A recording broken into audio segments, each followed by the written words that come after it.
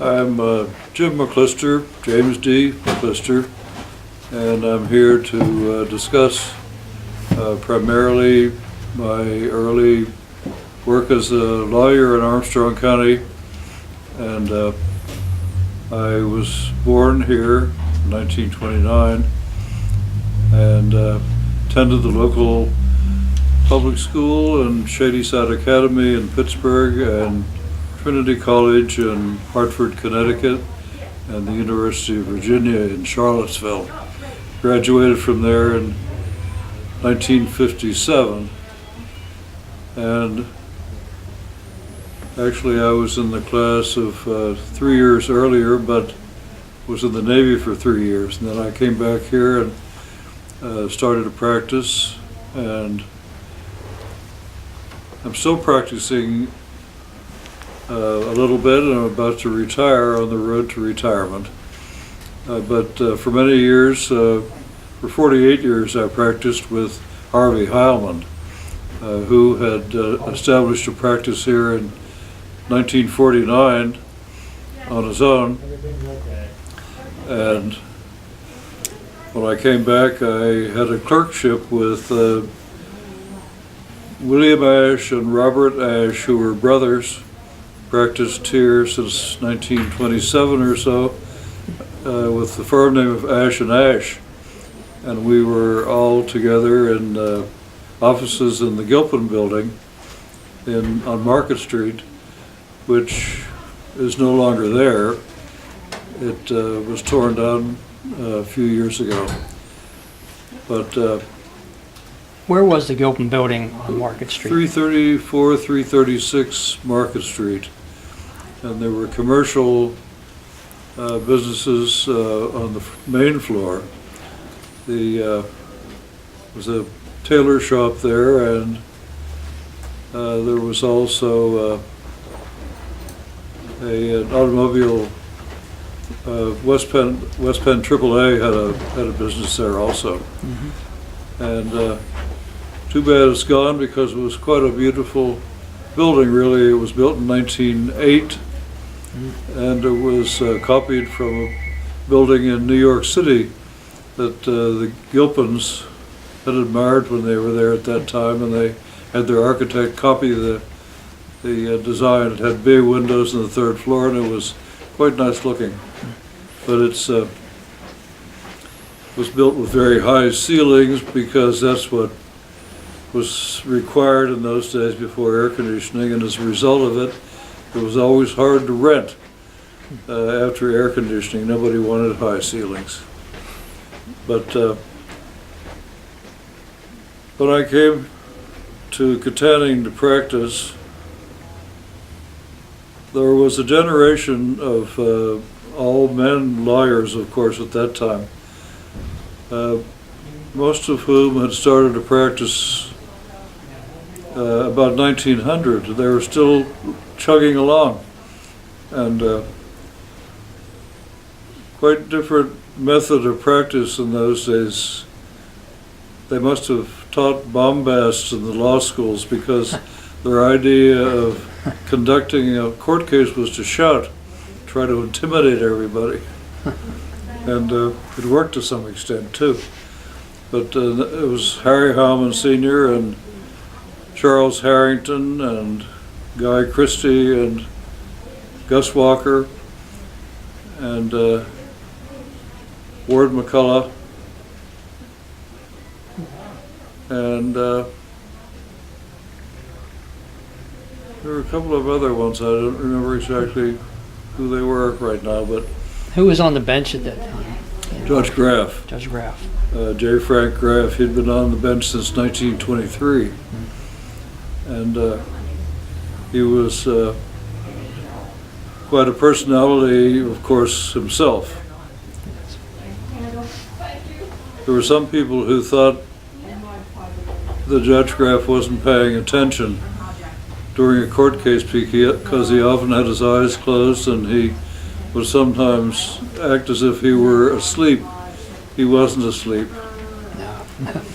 I was defending a guy one time who was accused of stealing copper wire, I didn't know him very well, but he had come to me because he helped me with a moving job at one point.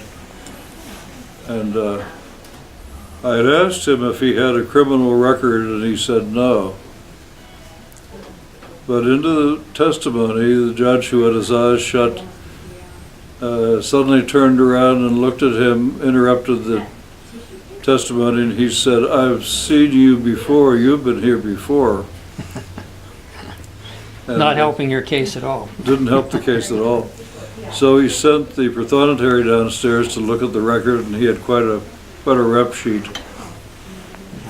I said to him, "Why would you lie about that to me? And it's embarrassed me and embarrassed yourself as well." He said, "I never thought that old man would remember." But he didn't forget anything. Even as to citations of cases, if he was talking to you informally about a case, he'd say, "I think you'll find that in the reporter system in a certain year." He said, "I think it's in volume so-and-so, and look around page 400. You know, that kind of a memory. Brilliant. He was a remarkable man. Was it a time that judges were a little more politically involved than they are now also? Was he sort of seen as a major political figure as well in the county? Oh yes, he was a major Republican figure, and didn't hesitate to speak his mind about politics. Right.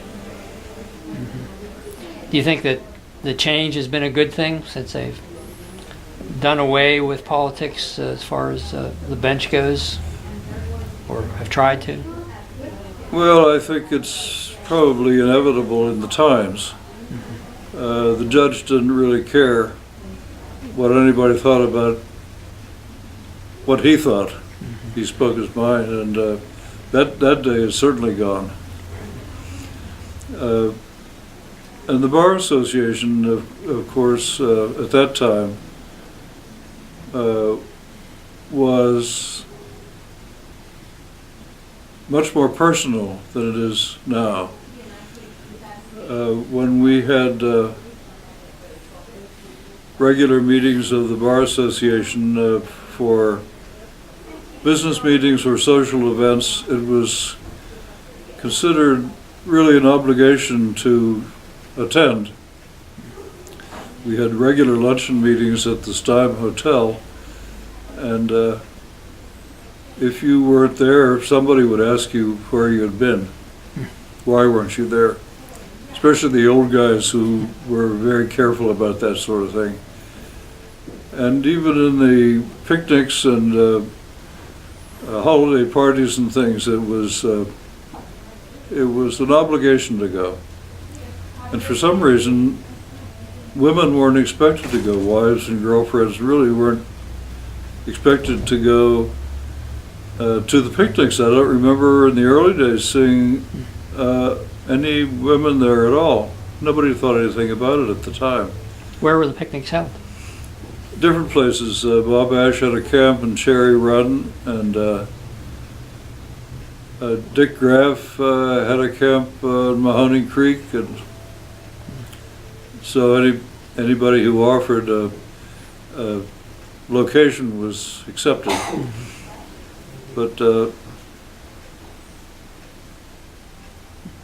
Bar Association today doesn't have that feeling at all, and much less personal. The members of the Bar Association I don't even know very well and haven't known for some time. That certainly wasn't the case in the early days. You mentioned how the Gilpin building is gone and those kinds of changes. Can you talk a little bit about your life growing up as a child in the Kittanning area, what that was like, and maybe how things have changed since then in terms of the community, the business area, those things? Well, in the summers when I was in high school, I worked at the Merchants Bank 2 summers, and at that time the bank was open on Saturdays open on Saturday night until 9 o'clock, because that was the day when people came to town to shop. And it was a very exciting time. Lots of people came and parked on Market Street just to see who was in town and what they were doing, and for the excitement. Would this been in the late 30s, early 40s? It was in the 40s. And that informality was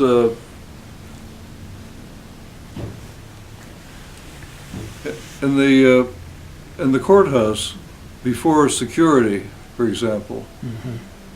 It wasn't locked. You could walk into the courthouse anytime, night or day, straight in. And in fact, we used to work at night sometimes in the recorder's office and the prothonotari's office and the mapping department. We'd just stop in and tell the sheriff that we were going to be in a certain place in the building. And if the cleaning people weren't in there to let us in, we'd go to the janitor's closet and take the keys off the vacuum cleaner. That is informal. And in fact, Judge Graff told me one time he was sitting at his desk working at night, and all of a sudden he realized there was somebody standing in front of him, and there was a man, and he said, you don't remember me, but you sentenced me to prison a few years ago. So the judge said in his own mind, I suppose he's come to kill me. But the guy said, my girlfriend's in the hall, I wonder if you'd marry us. So he said he was delighted to marry him instead of being a victim. Yeah, I'll bet. But all of Katanning was very informal in those days. There weren't any parking meters in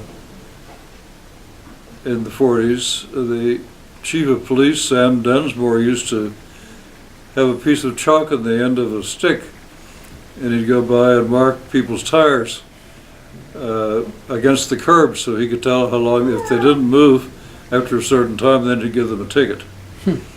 But that was long before the more sophisticated systems. Yeah. Yeah. Which has been a problem for many boroughs since then. Trying to deal with those. Well, of course, I remember William Reese, who lived in Applewold, told me one time he owned a lot of real estate, and he said when there was a fire, he'd just pick up the phone and say, "This is William Reese, where's the fire?" and they'd tell him. Not anymore. And it also was a sort of a place where if you got a wrong number, you could often recognize the voice on the other end. How about your childhood? Where did you spend your time as a kid? Just around the neighborhood? Where was that? On North Water Street, and the state police used to give their driver's tests on North Water Street, and they do a four-way turn in the block between Vine and Arch, and there was so little traffic. It was a good place to do that. When I was about 10 years old, I'd go out and watch the driving tests going on.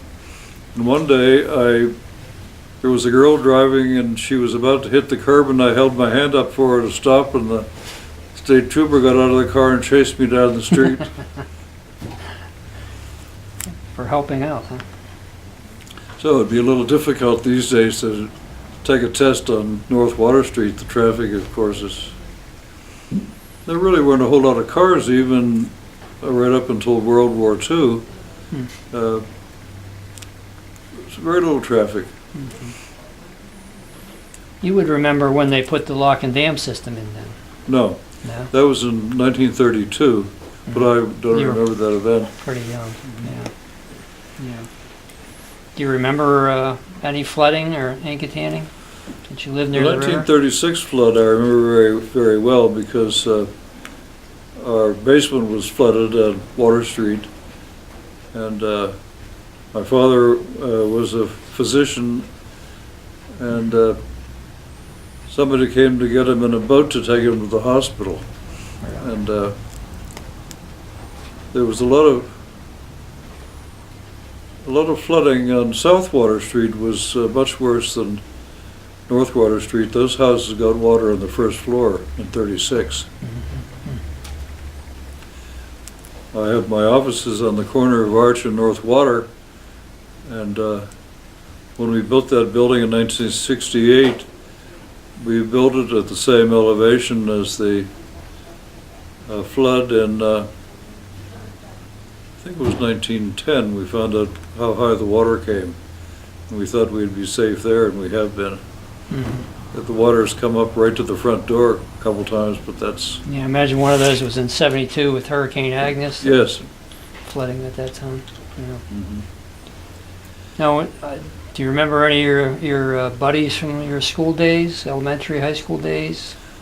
Dwight Morgan was a guy that I hung around with a lot, and he and I helped our mothers during the war when they were wrapping bandages in a building that was where the mission building is now, across from the old library.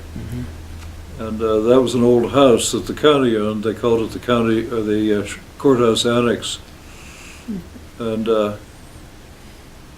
we went there, and the nurses and other ladies wrapped bandages regularly, and Dwight and I put them in cardboard boxes and carried them to the post office. And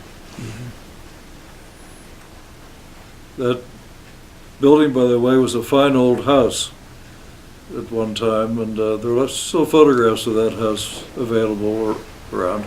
It had belonged to General Orr, who was a Civil War hero.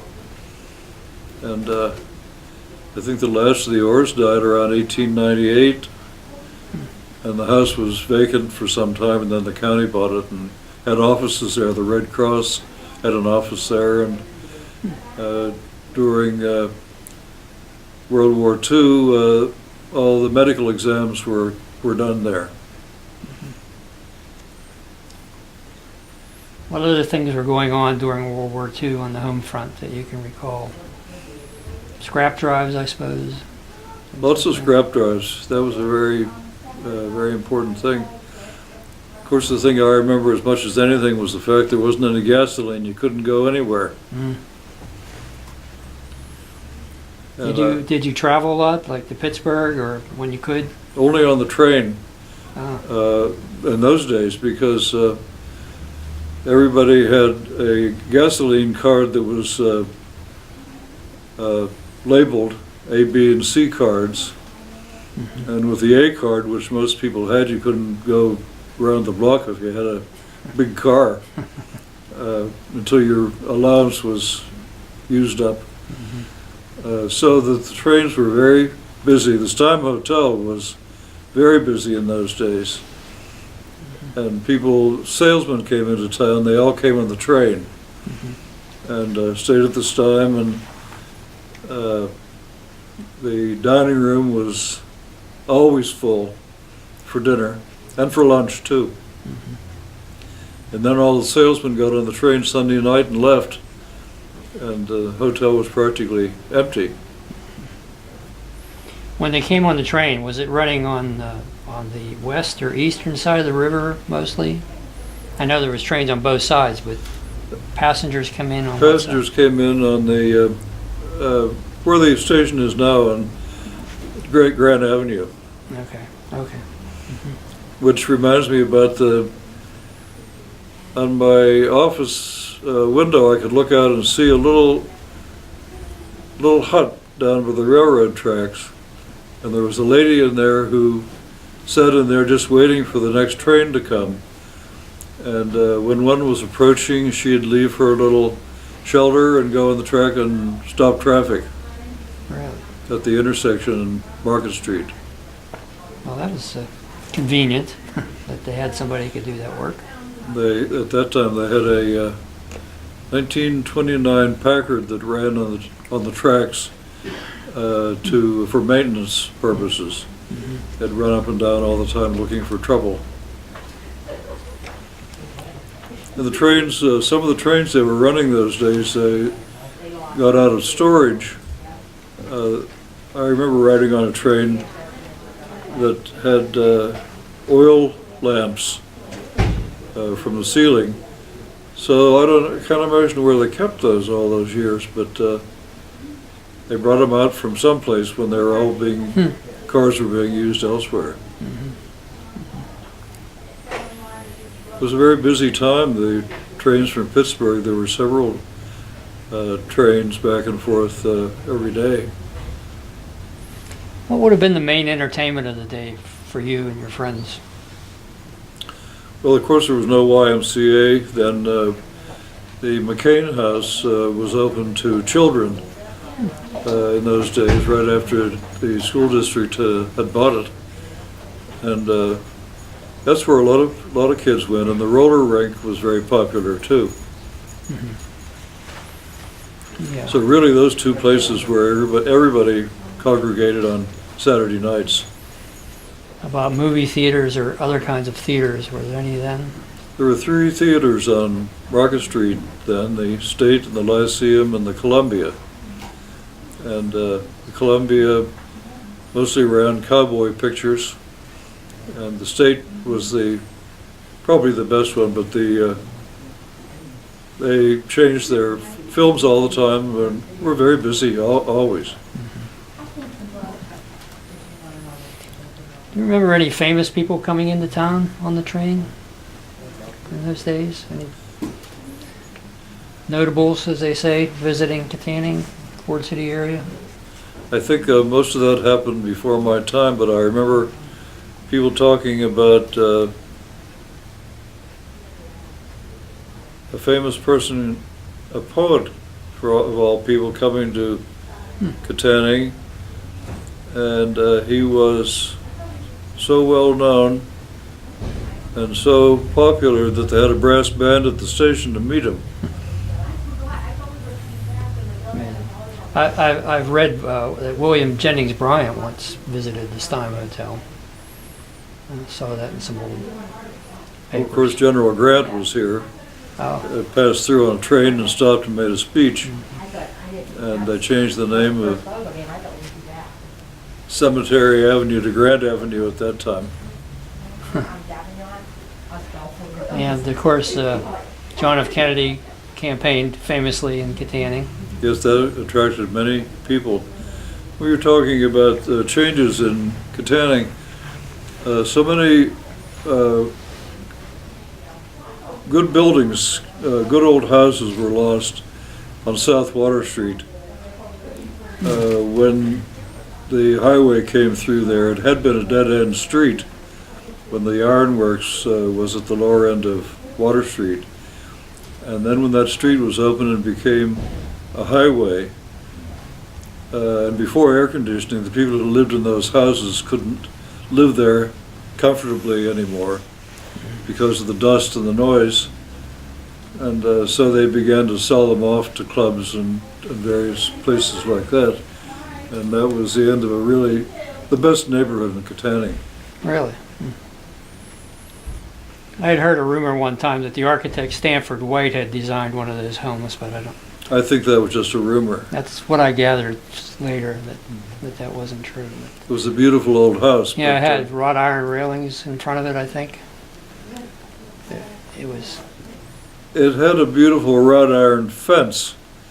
That was a house that was built and owned by Miss Amanda Caldwell. And the fence had a pattern of ginkgo leaves on it. If you look in the Katanning Cemetery, she has ginkgo leaves on her tombstone too. Really? A real interest. It was an interesting old house. What was what can you tell us about her family? Who was she? The Caldwells were in the iron and steel and coal business. And they built some of the largest and best houses in town. The house where John Graff now has his business across from the Presbyterian Church was a Caldwell house, and where across from the post office, the large house on the hill there it was a Caldwell house. Where Haven is now. Yes. So they made plenty of money in that business, and they lived well. Yeah. Do you remember when the park was initially put in along the river? Was that before your time or after?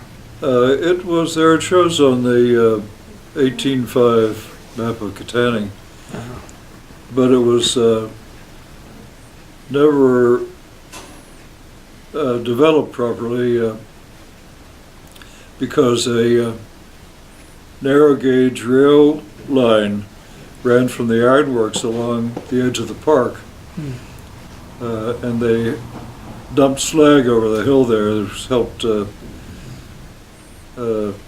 secure the bank from erosion. But there was no real path there. It was just a dirt path. It wasn't paved, or it didn't have gravel on it or anything like that. And it wasn't lighted properly. So it's just been in the last few years that really has developed.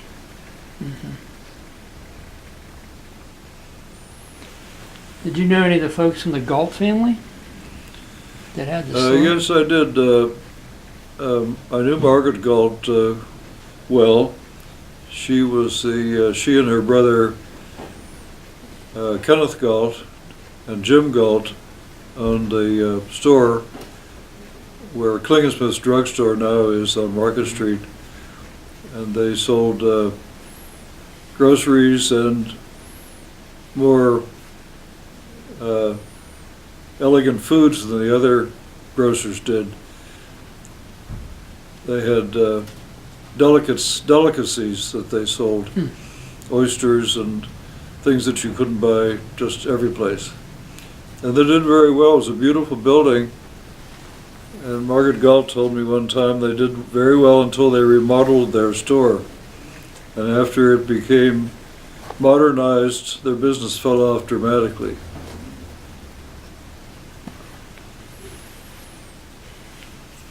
And they lived, they had a very nice house in an area used to call Galt's Hill, and the Graff Bridge took that property, and the elevation was lowered in that area. I guess the school probably owns that now, that area. It was a beautiful place, a beautiful view, and a beautiful old house. They also lived in the house where John Graff's office is, one I was talking about.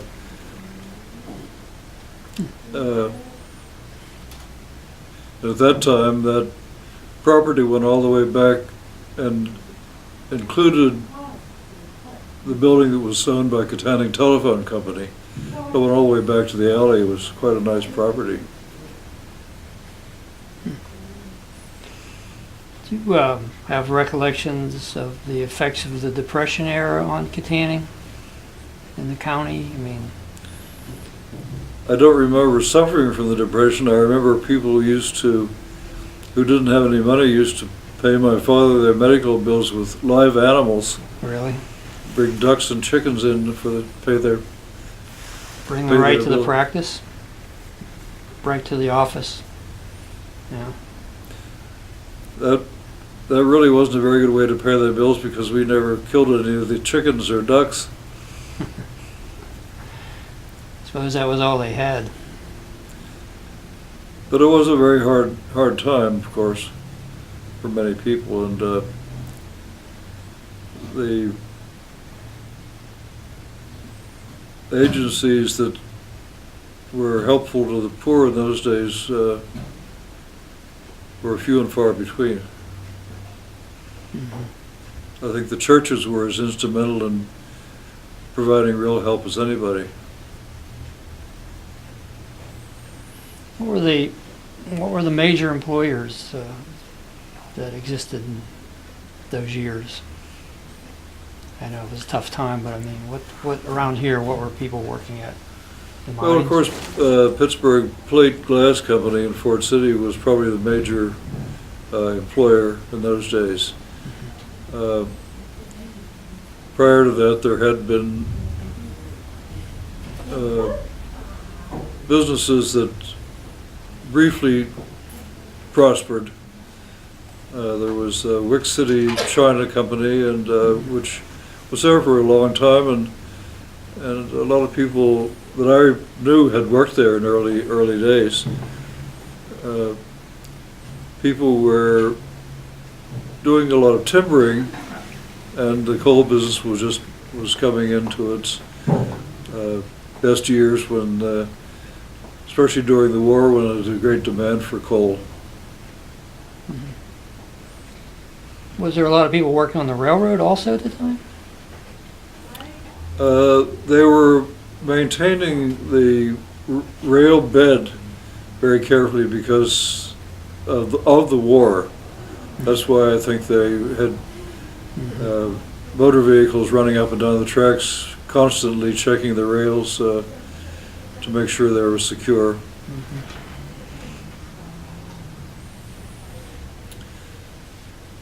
But it certainly is a different scene from 1945, from the present time. Katanning has changed remarkably. Mostly for the better, I suppose, but it still was a very pleasant place to live in the days when you knew more people and there were less transients and less traffic. I have a photograph that was taken of the Katanning Bridge in 1915, and there are no cars visible on the bridge or on Water Street.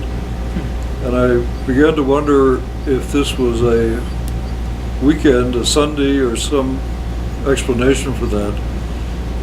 And I looked on the calendar and found out this was taken by the photographer on a Wednesday afternoon. Nothing but horses and buggies in all directions.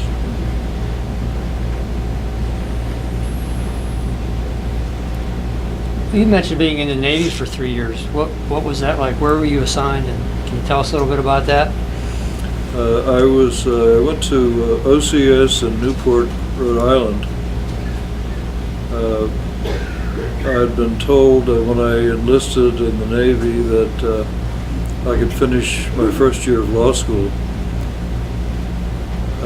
and they wouldn't call me up until June. I was called up before my last exams, 24-hour notice to appear in Newport. So I went to see the dean, and I said, showed him my telegram, and he said, well, you'll have to go. He said, we'll give you your midterm grades, which was just fine with me. And so I went to Newport for the summer, and then I was sent to a ship in New London, Connecticut, a patrol craft escort rescue, it was called, and at the time I was doing civilian work, taking civilian researchers out to do underwater sound research for Fort Trumbull, Connecticut. So it was, the duty was between New London and Bermuda. And I had a letter from the dean's secretary, and she said she was praying for me. I said, you better pray for somebody else, I'm in Bermuda. She was thinking I was in real danger. In combat. Yeah. Harm's way. So it was very good service. What made you want to become an attorney? I went to a lecture at Cornell with a friend of mine one day. I hadn't even thought about that, but I hit the right lecture, and it was really, really hit home. That's what I wanted to do.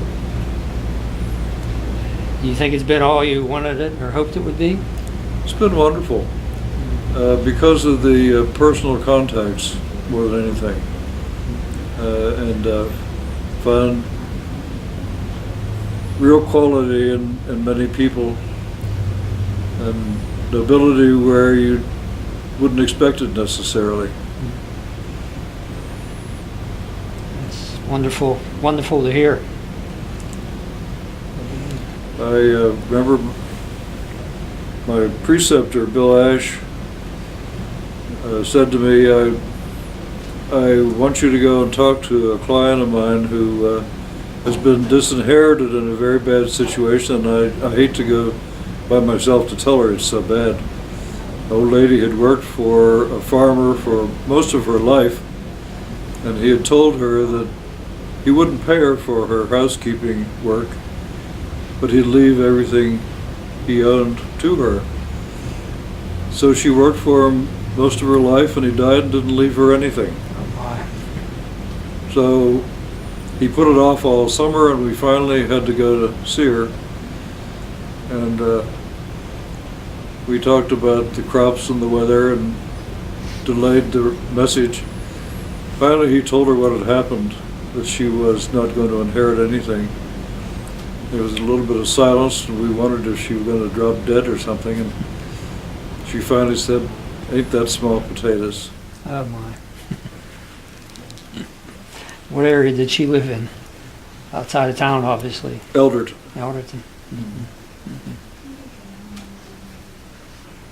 Do you have any particular cases of yours that stand out over the years? Your personal cases that you've handled?